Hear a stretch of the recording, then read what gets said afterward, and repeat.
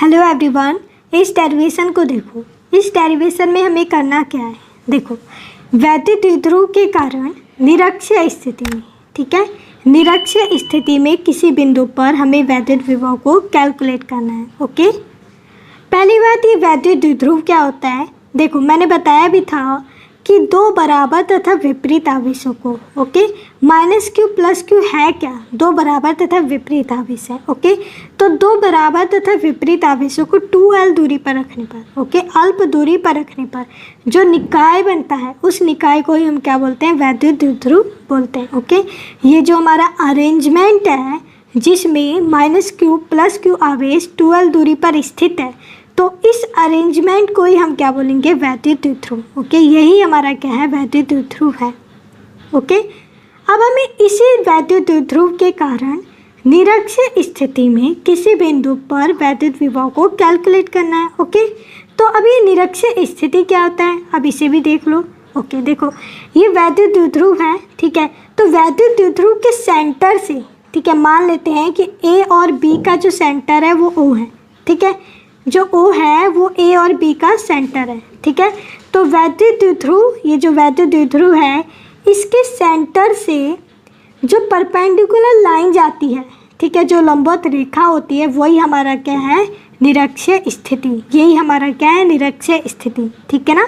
वैद्युत द्विध्रुव के सेंटर से जो हमारी परपेंडिकुलर लाइन जाती है वही हमारी होती है निरक्षीय स्थिति। अब हमें इसी वैद्युत द्विध्रुव के, ठीक है, इसी वैद्युत द्विध्रुव के कारण, ठीक है, इसी वैद्युत द्विध्रुव के कारण निरक्षीय स्थिति में, ठीक है, निरक्षीय स्थिति में किसी बिंदु पर, मान लेते हैं P बिंदु पर, हमें वैद्युत विभव को कैलकुलेट करना है, ठीक है ना, ठीक है। तो इस डेरिवेशन में हमें करना क्या है, देखो इस वैद्युत द्विध्रुव के कारण निरक्षीय स्थिति में, ठीक है, मान लेते हैं P बिंदु पर हमें वैद्युत विभव को कैलकुलेट करना है, ठीक है ना, इतना समझ आया। ओके, अब देखो हमें पता है कि A से B तक का डिस्टेंस जो है वो 2l होता है। ओके, 2l है A से B तक का डिस्टेंस। ओके, और O जो है, ठीक है, O जो है A और B का सेंटर है, ठीक है ना। तो फिर अगर A से B तक का डिस्टेंस 2l है, ठीक है, और O इसका सेंटर है, तो जो A से, ठीक है, जो हमारा A से O तक का डिस्टेंस क्या होगा, L होगा, और O से B तक का डिस्टेंस क्या होगा, L होगा। क्यों, क्योंकि जो O है A और B का सेंटर है और A से B तक का डिस्टेंस 2l है, तो हम A से O तक का डिस्टेंस L लिख सकते हैं ना, और इसी तरीके से O से B तक का डिस्टेंस भी L लिख सकते हैं। ओके, तो इतना समझ आया, ठीक है ना।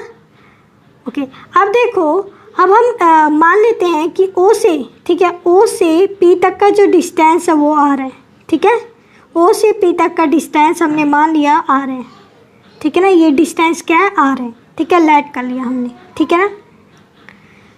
अब देखो ये जो वैद्युत द्विध्रुव है, ठीक है, हमें क्या करना है, इस वैद्युत द्विध्रुव के कारण बिंदु P पर हमें वैद्युत विभव को कैलकुलेट करना है, ठीक है ना।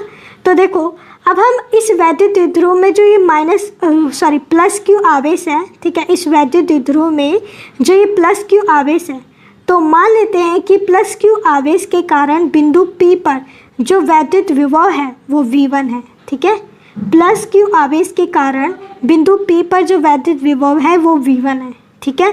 तो V1 बराबर क्या होगा, V1 बराबर होगा इस फॉर्मूले से, ठीक है, ये जो फॉर्मूला है इसका यूज़ करके इस डेरिवेशन को करेंगे, ठीक है ना। तो वैद्युत विभव बराबर क्या है हमारा, V बराबर क्या है, 1/4πε0 Q/R, ठीक है ना। तो V1 बराबर हम क्या लिखेंगे, 1/4πε0। अब Q आवेश हम क्या लिखेंगे, देखो ये +q के कारण बिंदु P पर वैद्युत विभव को कैलकुलेट कर रहे हैं ना, तो +q के कारण कर रहे हैं ना, तो हम यहाँ पे क्या लिखेंगे, +q लिखेंगे। ओके, अपॉन में क्या है, R है, डिस्टेंस है, तो हम डिस्टेंस यहाँ पे लिखेंगे ना, तो डिस्टेंस क्या लिखेंगे, देखो +q के कारण बिंदु P पर वैद्युत विभव निकाल रहे हैं ना, V1 क्या है, +q के कारण बिंदु P पर वैद्युत विभव है। ओके, +q के कारण बिंदु P पर, ओके, तो हमारा डिस्टेंस भी क्या होगा, PP होगा ना, ठीक है ना। तो यहाँ पे डिस्टेंस क्या लिखेंगे, BP लिखेंगे। ओके, अब BP को निकालेंगे, ठीक है, BP को कैलकुलेट करेंगे, तो BP देखो कैसे कर, तो ये डिस्टेंस हमारा बीपी होगा ना, ठीक है ना। तो अब डिस्टेंस कैसे निकालेंगे, बीपी कैसे निकालेंगे, देखो इस ट्रायंगल में देखो, ठीक है ना। ये क्या है, ये तो लंब है, ओके, ये क्या है, लंब है। तो इसके सामने वाला क्या होता है, कर्ण होता है, ठीक है। ये हमारा क्या है, बीपी क्या है, कर्ण है, ओके। और ओ बी क्या है हमारा, ये क्या है, आधार है, ठीक है। परपेंडिकुलर, हाइपोटेन्यूस, ये क्या है हमारा बेस, ओके। तो पाइथागोरस थ्योरम से, ठीक है, पाइथागोरस प्रमेय से हम जानते हैं कर्ण का स्क्वायर इज इक्वल टू लंब का स्क्वायर प्लस आधार का स्क्वायर, ठीक है ना। तो हमारा कर्ण क्या है, ये है बीपी स्क्वायर प्लस लंब, ये है ओपी स्क्वायर, ठीक है, प्लस आधार, ये क्या है ओबी, तो ओबी स्क्वायर, ओके। इतना समझ आया, ठीक है। अब ओपी हमें पता है, ठीक है, हमने लेट किया था, ओपी क्या है, आर है, तो आर स्क्वायर, ओके। अब ओबी क्या है हमारा, एल है, तो एल स्क्वायर, ठीक है ना। तो बीपी स्क्वायर हमारा ये आ गया, तो बीपी क्या आएगा, अंडर रूट लगा देंगे यहाँ पे, तो बीपी हमारा आ जाएगा। तो बीपी क्या है, डिस्टेंस है, ठीक है। तो यहाँ पर हम बीपी, यहाँ पर क्या आएगा हमारा, डिस्टेंस आएगा ना, तो बीपी आएगा। तो बीपी की जगह हम क्या लिखेंगे यहाँ पर, under root R square plus L square, ठीक है ना। यहाँ पर हम क्या लिखेंगे, under root R square plus L square, okay. तो यहाँ पर देखो मैंने यही कर रखा है, और यहाँ पर मैंने लिखा है under root R square plus L square, ठीक है ना। तो ये क्या था, V1 क्या है, प्लस क्यू के कारण है ना, V1 क्या है, प्लस क्यू के कारण बिंदु P पर वैद्युत विभव है, ठीक है ना। तो हमारा V1 बराबर क्या आया, V1 बराबर हमारा देखो, V1 बराबर आ गया 1/4 pi epsilon naught Q upon under root R square plus L square, okay. तो ये तो V1 था, ओके। अब इसी तरीके से हम माइनस, ये क्या है, प्लस क्यू के कारण था, अब हम इसी तरीके से माइनस क्यू के कारण कैलकुलेट करेंगे, ठीक है ना। ये जो हमारा माइनस क्यू है, अब मान लेते हैं कि माइनस क्यू के कारण बिंदु P पर जो वैद्युत विभव है वो V2 है, ठीक है। तो यहाँ पर देखो, ओके, मान लेते हैं माइनस क्यू के कारण बिंदु P पर वैद्युत विभव क्या है, V2 है, ठीक है। तो V2 बराबर क्या होगा, V2 बराबर 1/4 पाई एप्सिलॉन नॉट, अब यहाँ पर आवेश आएगा, ठीक है। तो अब क्योंकि माइनस क्यू के कारण है, तो हम यहाँ पे क्या लिखेंगे, माइनस क्यू लिखेंगे, ओके, ठीक है ना। तो यहाँ पर माइनस लिखना भूल गई, ठीक है। तो यहाँ पर माइनस क्यू आएगा, ओके। अपॉन में क्या आएगा, डिस्टेंस, ठीक है, अपॉन में क्या आएगा, डिस्टेंस। अब डिस्टेंस क्या होगा, देखो ये माइनस क्यू के कारण बिंदु P पर वैद्युत विभव V2 है ना, तो डिस्टेंस भी हमारा क्या आएगा, AP होगा ना, डिस्टेंस हमारा क्या होगा, AP होगा, ठीक है। माइनस क्यू के कारण बिंदु P पर वैद्युत विभव क्या है, V2 है, तो डिस्टेंस हमारा क्या होगा, AP होगा, ओके। अब AP को कैलकुलेट करेंगे, ठीक है। तो अब इस ट्रायंगल में देखो, ठीक है, सेम जैसे हमने BP निकाला था ना, उसी तरीके से AP निकालेंगे, ओके। तो देखो इस ट्रायंगल में देखो पाइथागोरस थ्योरम से, ओके। तो कर्ण का स्क्वायर, ये कर्ण होता है, ठीक है, ये लंब है, ये आधार है, ओके। तो कर्ण का स्क्वायर इज इक्वल टू लंब का स्क्वायर प्लस आधार का स्क्वायर, ये क्या है हमारा, कर्ण है, तो AP स्क्वायर, लंब है OP स्क्वायर प्लस आधार AO स्क्वायर, ओके।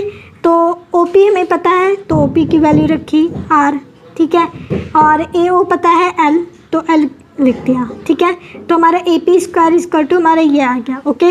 और AP इक्वल टू क्या आ जाएगा, अंडर रूट लगा देंगे ना, तो under root R square plus L square, ये भी हमारा क्या आ गया, under root R square plus L square, okay. तो AP हमारा यहाँ पर क्या आ गया, under root R square plus L square, तो हम यहाँ पर क्या लिखेंगे, under root R square plus L square, ठीक है ना। तो V2 भी आ गया, ठीक है, माइनस क्यू के कारण जो था V2 वैद्युत विभव, तो V2 equal to 1/4 pi epsilon naught, क्योंकि माइनस क्यू के कारण है तो माइनस क्यू लिखेंगे यहाँ पर, ओके।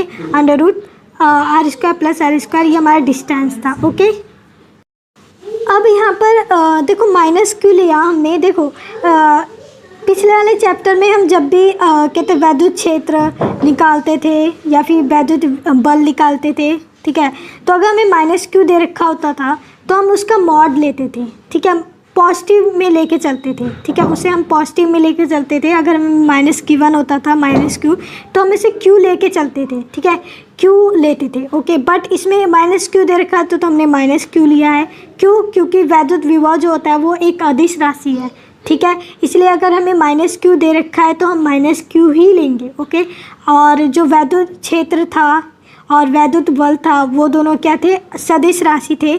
इसलिए अगर माइनस क्यू दे रखा था तो हम उसका मॉड लेके चलते थे, मतलब माइनस क्यू दे रखा है तो हम उसे क्यू लेते हैं, ठीक है, पॉजिटिव में लेते हैं। ओके, क्यों, क्योंकि ये जो है सदिश राशि है, वैद्युत क्षेत्र और वैद्युत बल, तो अगर माइनस क्यू दे रखा है तो हम क्यू लेते हैं। ओके, और जो वैद्युत विभव है अदिश राशि है, इसलिए अगर माइनस क्यू दे रखा है तो हम माइनस क्यू ही लेंगे। ओके, अगर प्लस क्यू दे रखा है तो प्लस क्यू ही लेंगे। ओके, ठीक है ना। तो इतना समझ आया। तो V2 हमारा ये आ गया, ठीक है, और माइनस यहाँ पे लगा है तो मैंने आगे लगा दिया, ठीक है, माइनस। ओके, ठीक है ना। तो V2 इक्वल टू हमारा ये आ गया।